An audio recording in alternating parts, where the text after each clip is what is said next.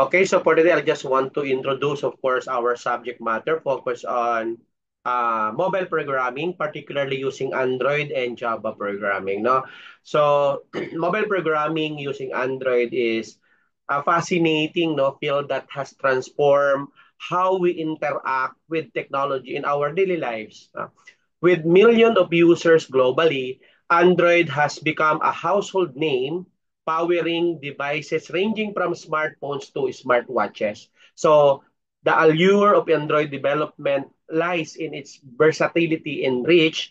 Whether you're developing apps to serve businesses, pwede namang entertain people or solve complex problem. So Android provides the tools and ecosystems to do so. Android was first introduced by Google as an open source operating system, which means developers have a lot of freedom to customize and innovate. So this openness allows developers to create unique applications that cater to specific needs, experiment with features, and contribute to the Android community.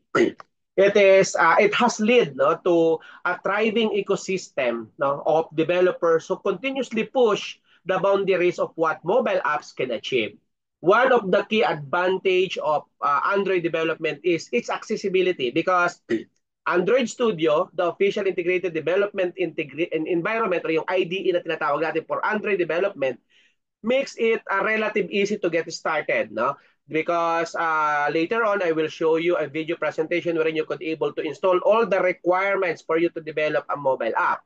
Android Studio act as a one-stop shop for developers. It will supported, no, frequently updated and integrated with Google services to enhance the development, of course, of experience. No? So the primary languages used for Android programming are Java and Kotlin. No? Java, being one of the oldest and most widely used programming languages, has a large knowledge based on community uh, a community support. No? Kotlin na tawag nila, on the other hand, was introduced later as a more concise, modern, and safer language. So it means to say that I will allow you to use either Java or Kotlin in your Android development. Now, open tayo.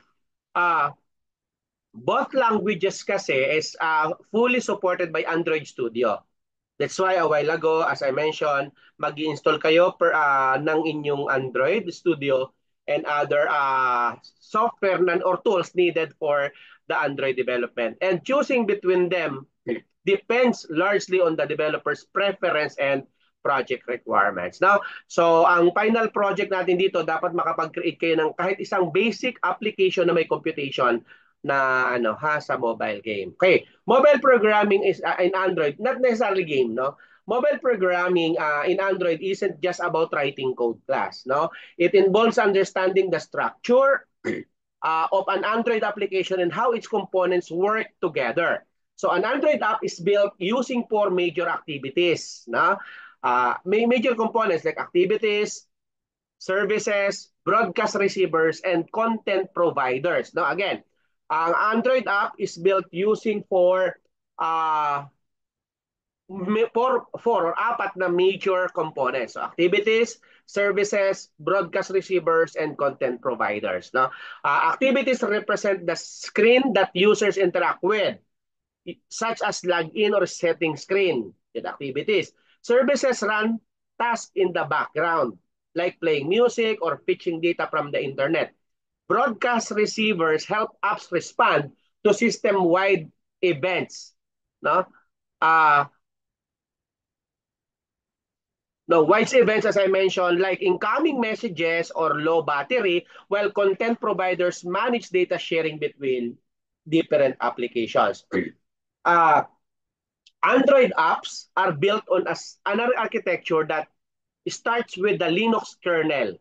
So I hope that you already finished with your operating system as its core. No? And this kernel provides essential system services such as memory management and device security. Above the kernel are libraries and Android runtime or ART, which help manage low-level system tasks. At a higher level, the application framework provides essential services to developers, allowing them to easily manage things like user interfaces, resources, and data storage. So in handling a database. Most commonly, kapag game development naman and ano ang ginagamit natin diyan na database, yung maliit lang yung capacity, no? Hindi tayo pwedeng gumamit ng malalaking ano ng databases. Ano pa?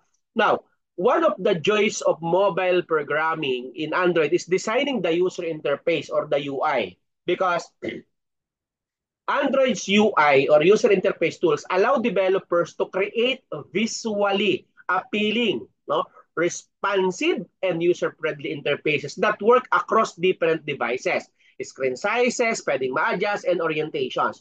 Because I think in your web, no, using XML, developers define layouts that determine how user interface elements like buttons and text fields are arranged, ensuring a consistent experience for users no matter what device they're on. No? So an important concept in Android development is API level. So Android is constantly evolving and each version of the operating system had a specific API level. May mga levels 7, 5, 4, 6, 4, 3, 2, 1 yan. Ano po? Depende. When developers create apps, so they need to ensure compatibility across different Android versions and devices by specifying the API level, which essentially determines which feature of Android they can use in their app. Balancing new features with backward compatibility is a crucial aspect of mobile programming. I just want also to inform everyone that Android manifest file is a core part of every Android app.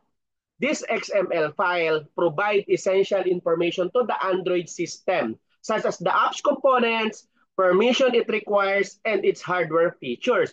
Without a proper manifest file, the app cannot function as intended. So, as it serves as a blueprint for the Android system to understand the app's requirement, Android flexibility also extend to data management. So, more on database, no? Whether it's storing user preferences or managing databases or you may accessing files.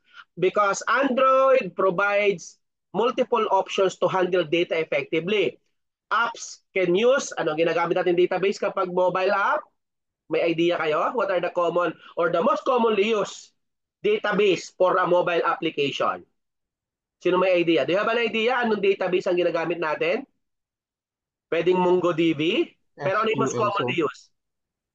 SQL. SQL, Lite, sir. Lite. SQLite. Yes, well said. SQLite. Now, databases. That is for complex data needs or shared preferences for storing simple key value pairs. Now, proper data management ensures that user have a seamless experience and that important information is readily available when needed. So kapag sinabi natin, enroll ako ng mobile development, so ibig sabihin dapat may background ka sa OS, may background ka sa database, may background ka sa programming, na dapat ganon. And siyempre, user interface and user experience must consider kasi yung design, yung user friendliness, and so on. So another significant aspect of Android development is designing for user interaction. Android apps need to be interactive. Dapat kasi hindi pwedeng puro viewing lang, ano? Dapat interactive. The users could able to interact like games, no? Responding to user actions like taps, no? Pwedeng swipes and other gesture. So sa Java, meron tayong event handling because event handling is a fundamental part of programming in Android, allowing developers to make apps dynamic and responsive to what users do, creating an engaging experience. Dalawa lang naman klase yan. Let's say, kahit sa website. Pag sinabi nating static, viewing lang lahat yon. Ano? When we say dynamic, it is responsive to what users do. You can creating an engaging experience from the user. No? So testing is also a crucial step in Android mobile programming.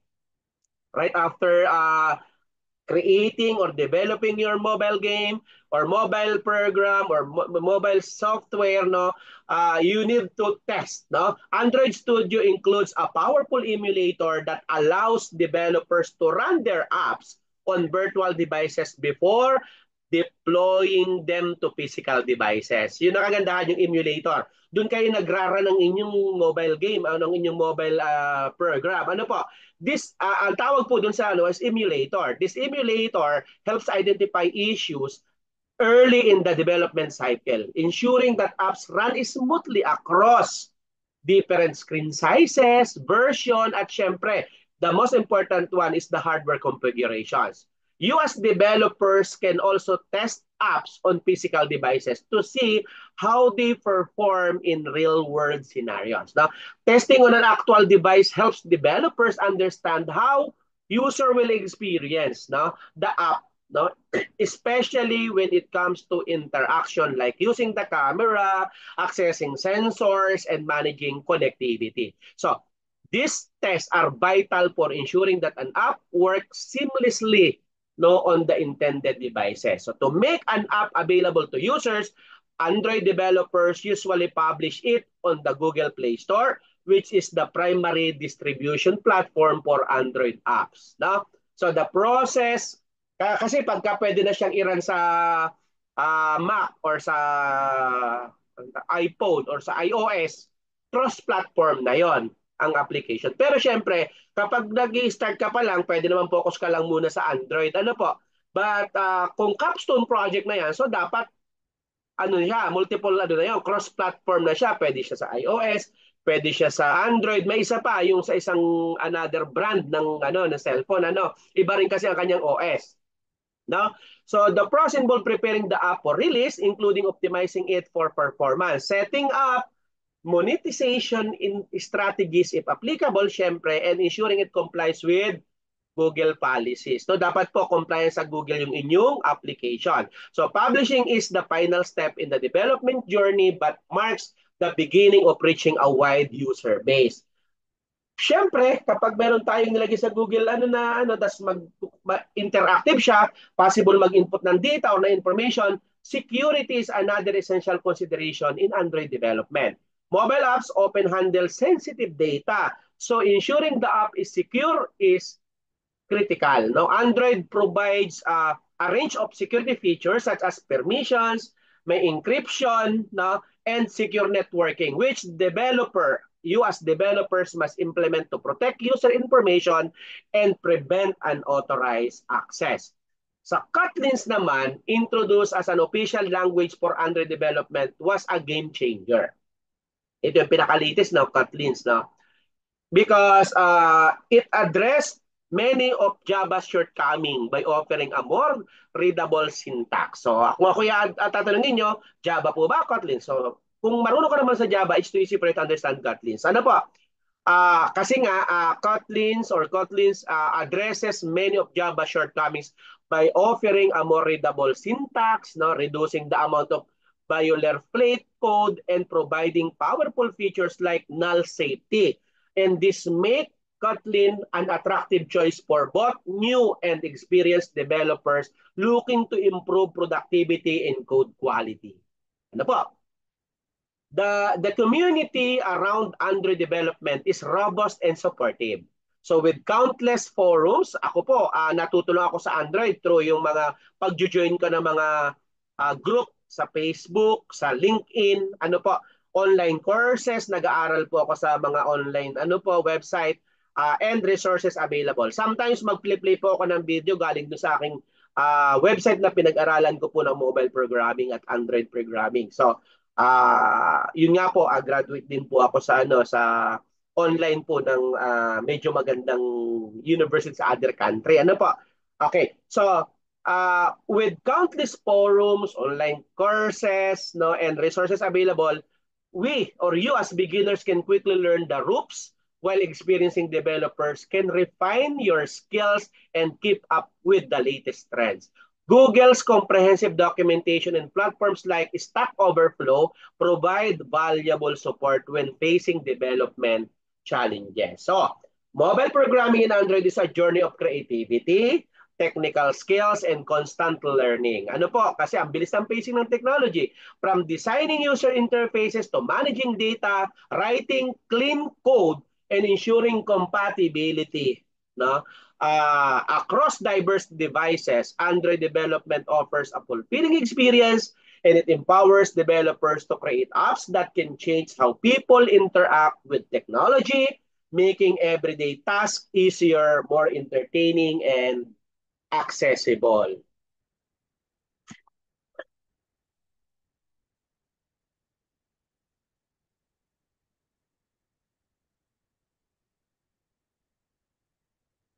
Okay. As I mentioned earlier, no, Android programming is the process of creating application for devices running the Android operating system. It involves using Android Studio, Java or Kotlin nga to build apps that can run on Android smartphones, tablets, and other compatible services. No?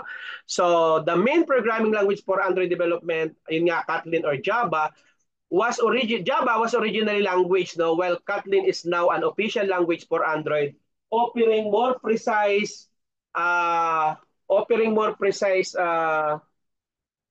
offering more precise and concise and safer code. No, so Android Studio is very important, no? Because Android Studio is the official integrated development environment for Android development. It provides tools for coding, designing your user interface, debugging, and running an Android activity. So, sorry kung mayroong mga commercials minsan dito, no? But prior to that, I'll just want to add no inputs, no, that the intent no, of Android is an object that allows communication between components such as activities, services, and broadcast receiver. It is used to start a new activity and send a message or perform an action. No? So, uh,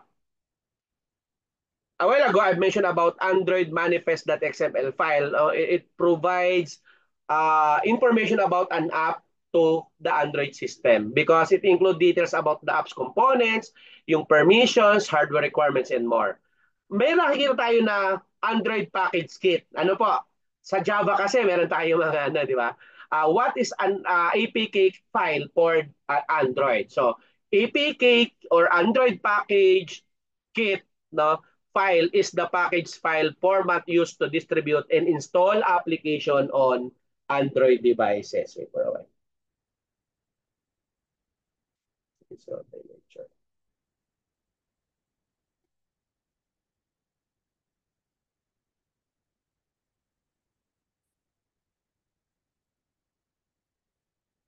wait.